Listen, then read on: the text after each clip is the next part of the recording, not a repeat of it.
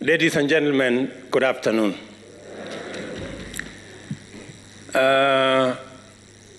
First, I want to say that I hope, Mheshimiwa Raila, you are not referring to me as a bourgeois.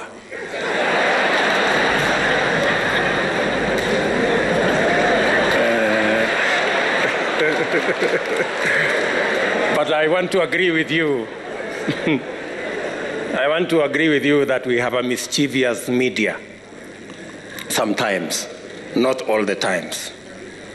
On a day as important as this, when you have a headline saying Raila Odinga says he's going to run in 2022, they are trying to reduce this occasion to a matter of 2022, but we have all agreed that it is not.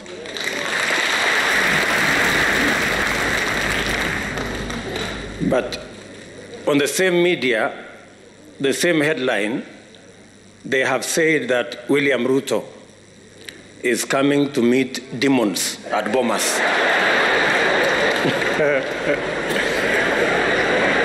Now, I am asking myself whether there are any demons in Bomas. Or better still, maybe I can ask them, Olisikia wapi? That there are demons in Bomas. But having said that, Your Excellency, this is a very important moment in our history. Important because you have persuaded us that the making of a constitution is always work in progress, and that we must strive progressively to have a negotiated constitutional settlement, or to arrive at a place where we are all working together, building consensus. And I share fully with those sentiments.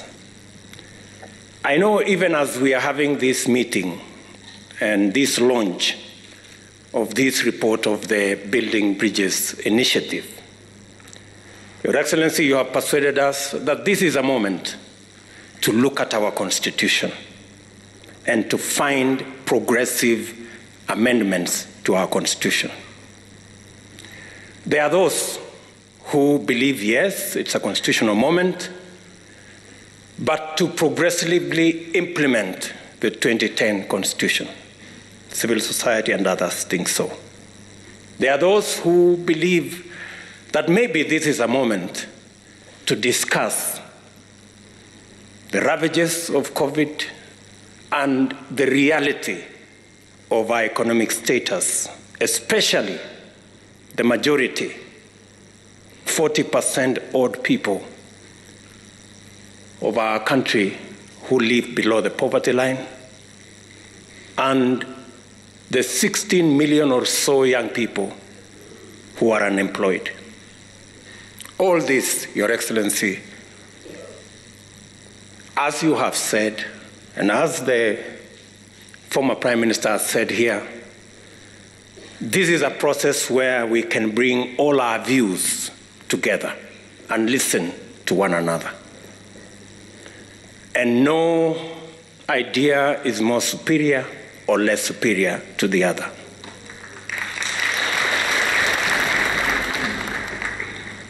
Let me say we have a civic duty, all of us as Kenyans, to engage in this process. We do not have the luxury to say, I don't care. We do not have the luxury to walk away. In any case, it is said that the punishment given to good people who don't participate in the politics and governance of their country, the punishment given to them is to be ruled by fools. I don't think any one of us here wants to be ruled by fools. That's why we must participate in this process. And it's our civic duty to do so.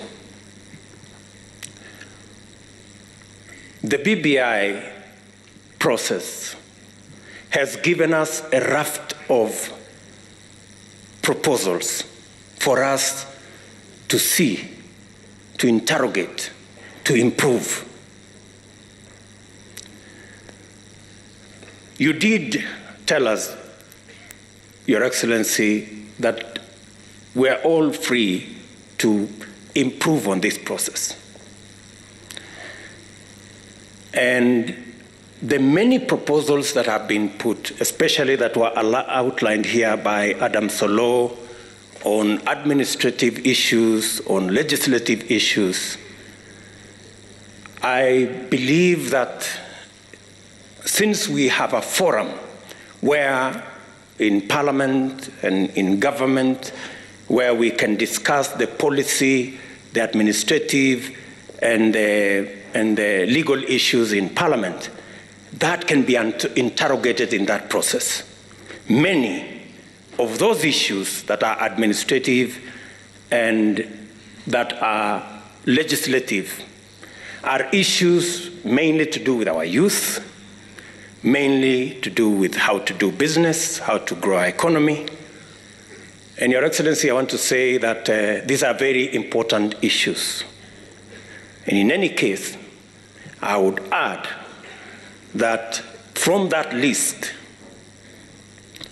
especially on matters to do with young people, how we can assist them with Higher Education Loans Board and give them a moratorium, how they can start business, it must not be lost on us that the real problem, the real problem is that these young people are jobless.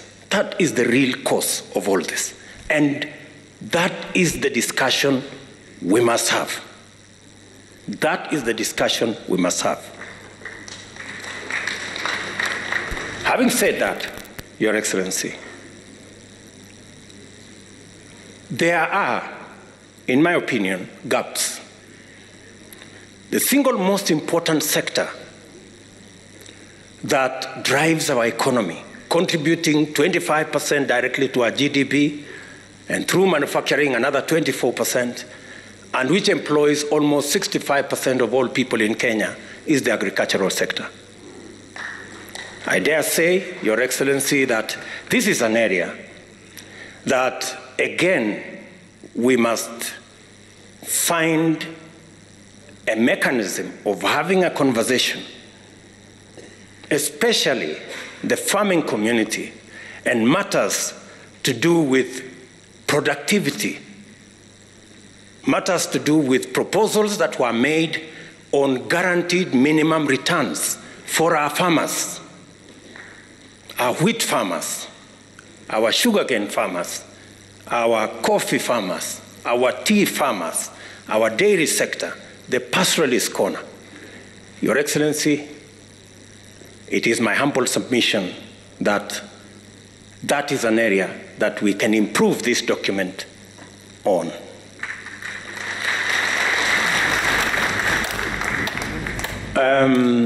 I have heard many speakers say they have finished reading and we should move on. We are not all at the same level when it comes to reading. Scientists like myself, we take a bit long because we interrogate things and we want experiments and we do many things. So I would plead with the fast learners like Kalonzo Musyoka to bear with us just a bit so that we can all move together. And I agree with Kalonzo Musyoka that we should try and have a non-contested referendum if we will end up there. But, Your Excellency, let me just say 2 or 3 things before I conclude. On the matter of the judiciary, allow me to say there is huge space for us to have an improvement on the proposal that has been made. Access to justice is one of the biggest challenges that we had, and that is why the 2010 Constitution was promulgated. As we talk today, the judiciary as per the requirements of the law, there should be a high court in every county. As we talk today, there are counties, almost 5 counties, that do not have a high court, and many Kenyans have to travel far to look for justice. As we talk today, though the law provides that there must be a court at least in every sub-county, there are 160 counties that do not have a court at all. And the problem is that the budget for the judiciary, we need to operationalize the judiciary fund that is already in the Constitution, so that the judiciary can establish more courts and the judiciary can hire more judges and more staff so that Kenyans can have access to justice. The recommendation that has been made to have an ombudsman appointed by the executive into the judiciary, in my respectful submission, is a derogation from the independence of the judiciary. And we must be careful. We must be careful about the independence of institutions. We are coming from a history where judges received telephone calls, where courts were held at night. We do not want to go there. On the matter of IEBC, let me say, on the matter of IEBC, the recommendations that I have read say that political parties participate in the appointment of commissioners to IEBC. My brother Raila Odinga is good at football. So let me try to ask,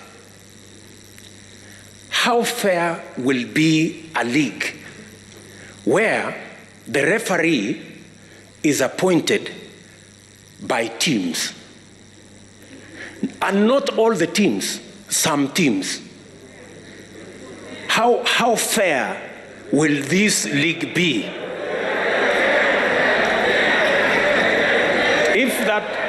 If you persuade me that you will end up with a fair game, fine. That's what I'm saying. So if you tell me it is okay for some players, for some teams, not all the teams participating, to appoint the referee, if that's what we are saying, I have my reservations. And I need to be persuaded, like many other Kenyans, that that is fair. On the third issue, you have heard me, I have heard you. And I think that is good progress. It's good progress. You've heard me, and I have heard you. You think it's fair? I have a different opinion. Maybe we will find a meeting ground somewhere. The third issue, the third issue, Your Excellency, is the independence of our police force. The 2010 Constitution was very clear that the police must act independently of any politicians, whether they are in government or in the opposition. To recommend that we will have a police council chaired by a CS is actually a derogation from the independence of the police. And I want to ask you, we must be careful on where we are going. Today, you may have the latitude to do what you think will be right as per you. Tomorrow, the shoe will be on the other leg.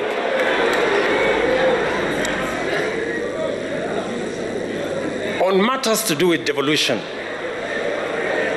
I agree that the increase to 35% is progressive, and that we must devolve more resources to counties. But accompanying the increase of resources to 35%, we must also ensure that the Senate has the necessary constitutional power to ensure that those resources are available and they are used properly. To recommend that the Senate cannot continue to have the constitutional mandate to discuss the division of revenue is actually a downgrade of the Senate. In my respectful submission, with additional resources and with some members of parliament now being members of the executive because of the appointment of some members of parliament as members of the executive, in fact, the recommendation should not be a downgrade of the Senate, it should be an upgrade of the Senate to the upper house. And in any case, so that I conclude, in any case, we are now saying women and the participation of women in our governance doesn't make us weaker, it makes us stronger. It doesn't make us lesser, it makes us greater. If we are saying in the proposal that women now go to the Senate, and you are saying that when women go to the Senate, they are going to a Senate which has been downgraded, which has no responsibility on matters of resource allocation. Are you enhancing the participation of women, or are you downgrading the participation of women? I mean, we are having a frank and honest conversation, good people, and it's good for us to listen to one another. So if we are saying women who today are sitting in the National Assembly, where resources are being discussed, if we take them from the forum where resources are being discussed and take them to a downgraded Senate, we are making the participation of women nominal. The participation of women should be substantive, in my respectful submission. And finally, Your Excellency, I know my brother Bishop Oginde has said there are hustlers here and they should stop the hustling, and they are the reggae people and they should stop the reggae. I don't know about the reggae, maybe I can talk about the hustlers. But let me say the following. The real elephant in this whole conversation is what was identified as the winner-take-all and the inclusivity question. Now, Professor Adam Solo, I have confessed I'm a scientist and I'm a bit slow. I want you to explain to me in this proposal. You have said that in this proposal, we will have the president with his running mate, deputy president. They will win, or we have candidates, they will win an election, and then the president will appoint the prime minister and the two deputies from the winning coalition. And then we will have the runner-up being the leader of opposition. Now, no problem, it doesn't matter who it is. I have no problem. You know, let us not personalize, there's no problem.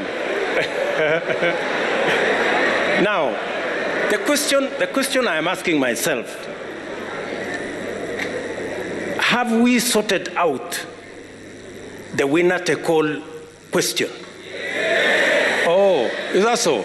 Yes. So, the president from his side, like for example here, President Uhuru Kenyatta, I am here, Kimunya is the prime minister, because he's the leader of majority. We have Jimmy Angwenyi, who is our deputy as a deputy prime minister, and maybe Maoka Maore as one of the deputies. So what happens to the whole NASA brigade together with Musalia and all these other people? I mean, and I am not saying anything. I'm just saying I want to be persuaded. And forgive me if I am slow. Forgive me. There are so many Kenyans who are in my category. Are we together? Finally, on this inclusivity question, it is my humble submission that as we discuss inclusivity around us, the leaders, we must have a candid, open discussion on inclusivity about the millions of Kenyans locked out by poverty and unemployment. We must discuss how they are going to be part of the Kenyan society. That discussion we must have. And I want to thank the young man, very good, and the bright, intelligent young man from Kitale, because he said that we should not bring 16th century technology. And I am sure he was referring to the wheelbarrow. And possibly he was referring to me and this wheelbarrow. Sindio? Good. Now, the question I want to ask us,